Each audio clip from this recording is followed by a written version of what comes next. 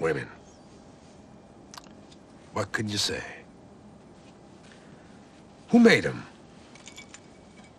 God must have been a fucking genius.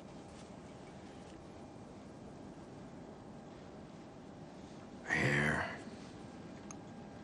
They say the hair is everything, you know. Have you ever buried your nose in a mountain of curls? Just wanted to go to sleep forever. Or lips. And when they touched yours were like that first swallow of wine after you just crossed the desert. Цей кадр з досить популярного фільму, і я гадаю, що цю кінокартину повинні знати багато людей. Але якщо ви не знаєте, то це кінокартина «Запах жінки». Фільм, який відкрив дуже багато цікавих питань, та які є незмінними у часі і в якійсь мірі підходять до нашого покоління. Перед тим, як перейти до теми відео, я вам раджу переглянути фільм, а потім повернутися до цього відео. Кінокартина ставить питання про те, як суспільство ставиться до людей з фізичними вадами, зокрема до сліпих. Ця тема залишається актуальною в сучасному світі, де важливо підтримати інклюзивність і рівні можливості для всіх. Також, якщо поглянути з іншого боку, саме сторону сліпоти в цій картині. Продемонстрували не тільки її фізичну, але і моральну сторону. Френк, який хоч і був сліпий фізично, але точно не морально, справжніми сліпими були ті, хто не бачив свої внутрішні вади. Прикладом є містер Траск та його проблеми з самооцінкою та позицію як чоловіка, який розмовляв великими фразами та, говорячи про чесність, не відповідав своїм словам. Весь той так званий суд, як сказав Френк, це This is such a crock of shit.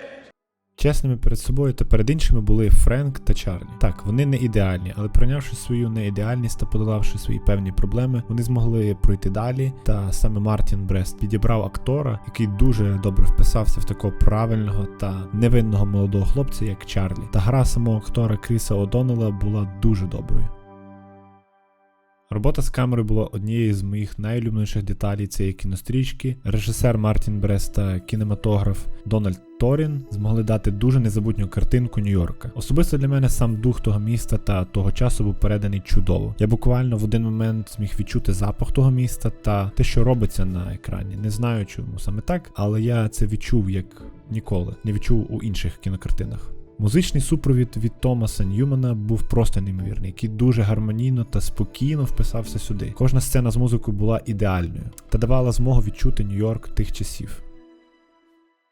Фільм висвітлює, як незвичайні обставини можуть об'єднати абсолютно різних людей. Ця тема є важливою і в сучасному світі, де різниця у соціальному статусі, вікові чи культурні різниці можуть бути подолані завдяки спільним цінностям і взаєморозумінню. Запах жінки надихає глядачів переосмислити цінність кожного моменту та знаходити радість в житті, яке дав Бог навіть у важкі часи. В сучасному світі, де стрес, депресія та соціальний тиск стає частіше, ця тема стає актуальною. Нью-Йорк є важливим символом сучасного світу. Фільм демонструє, як місто може впливати на життя героїв. В сучасному світі міста продовжують бути центрами культури, можливостей і викликів. В цілому запах жінки залишається актуальним завдяки своїм універсальним темам та глибоким висновкам про людську природу, які можна застосувати в будь-якому часі і в будь-якому суспільному контексті.